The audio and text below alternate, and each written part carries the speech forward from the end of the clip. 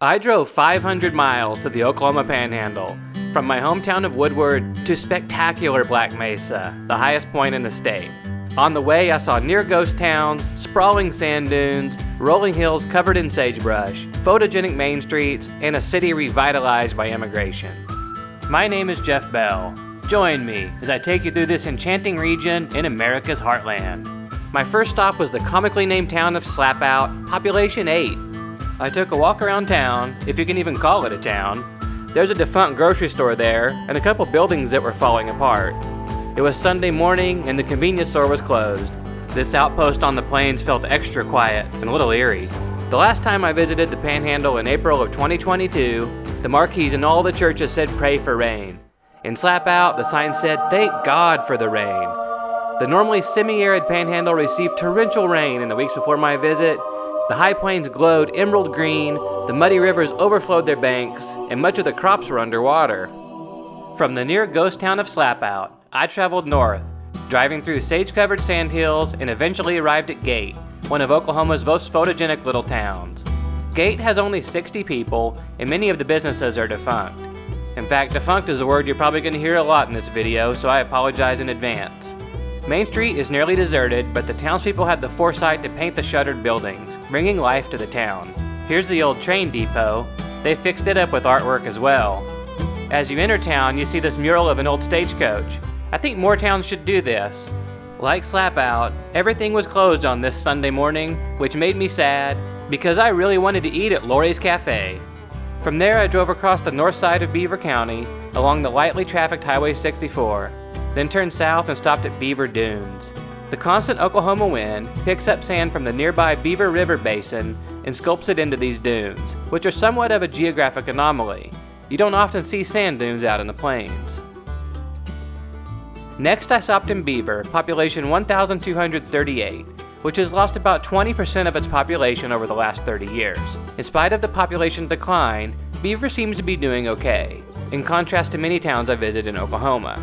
Businesses occupy most of the buildings on Main Street, and there are several places to eat, and they were all open.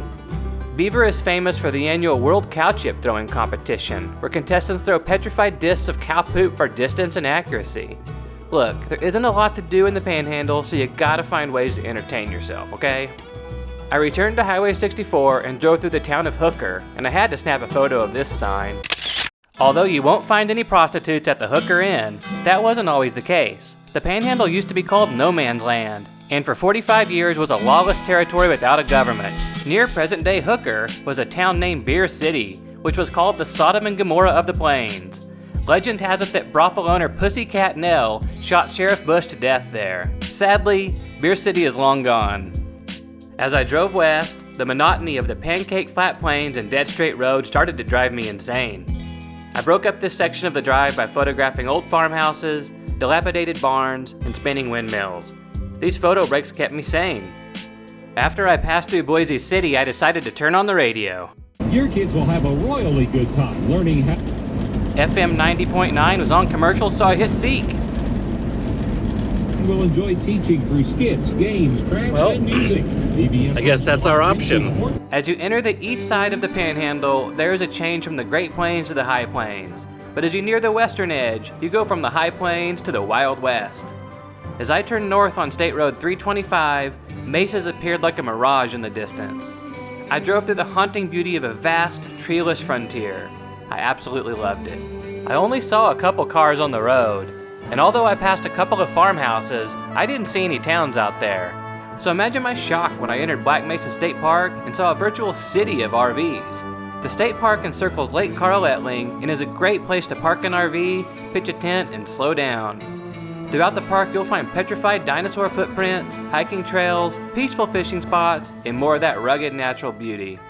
From there, I drove to Kenton, a cute little town with anywhere from 5 to 70 people. It's a little hard to find out. Something tells me the fiercely independent people of the area may not talk to census workers. Nonetheless, I met a friendly local that gave me a tour of the town. She followed me everywhere, telling me about the history of the place. But she did demand that I, give her some love for payment. Next, I drove toward Black Mesa, which is different than Black Mesa State Park, and the scenery went from beautiful to awe-inspiring. The rocky tablelands of the region are remnants of ancient lava flows from long-extinct volcanoes. Black Mesa has a haunting, desolate beauty. As the sun bathed the rough and rugged landscape with golden evening light, I hiked around the rocky outcroppings, snapped photos, and flew my drone. I was the only person for miles. It was awesome. Black Mesa is a dark sky preserve due to the absence of civilization, and although I wanted to stay and experience the stars, I was exhausted. You can drive from Woodward to Black Mesa in about 3.5 hours. It took me all day since I stopped everywhere to take photos and explore the towns. The next morning I walked around Boise City, or is it Boise City? I don't know for sure how to pronounce it, so let me know in the comments. This isolated town has fallen on hard times, and the downtown is full of empty storefronts. Even the liquor store and gun shop are defunct. You know it's bad when that happens in Oklahoma. Cimarron County has lost about half its population in the last 50 years, and Boise seems to be dying a slow death. An hour west, I entered Guymon, a thriving Middle America town, the complete opposite of Boise. The reason? Immigration. Entering Guymon, you almost feel like you've entered a town in Latin America. Across the city, I saw bakeries with Pan Dulce de Guatemala, Rico Pupusas de El Salvador, and a Mercado de Chihuahua. Many businesses didn't even have signs in English. Luckily, I can read Spanish, so I was okay, but as you can tell, I'm not the best at speaking Spanish. Immigrants from all over Latin America, and more recently from Africa, moved to Guymon to work in the pig farms and feedlots. In contrast to many towns I visited, the downtown storefronts are occupied, and there were numerous restaurants, hotels, and bars.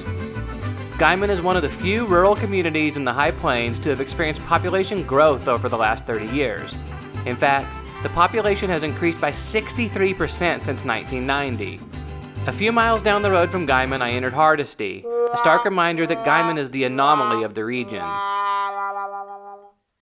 Nearly every business in Hardesty is boarded up, and the town just feels dead. Hardesty only has 200 people, but there clearly used to be something going on in this town. There's a shuttered restaurant and hotel, and a few service stations that have long since closed. If you look at a map, you'll see Lake Optimal just outside of Hardesty. This is a lie. Due to groundwater depletion, this reservoir never filled with water after the $46 million dam was completed in 1978. Hardesty would be a tourist destination and likely would look a lot different if Optimal Lake actually had water in it.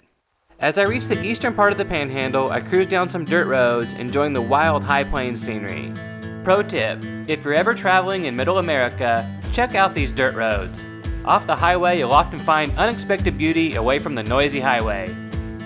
The Panhandle is a sliver of land that most people don't fully appreciate for its fascinating history, photogenic towns, Wild West vibes, and interesting geography. But the Panhandle is an area I absolutely love, and it has a lot to offer for adventurous travelers.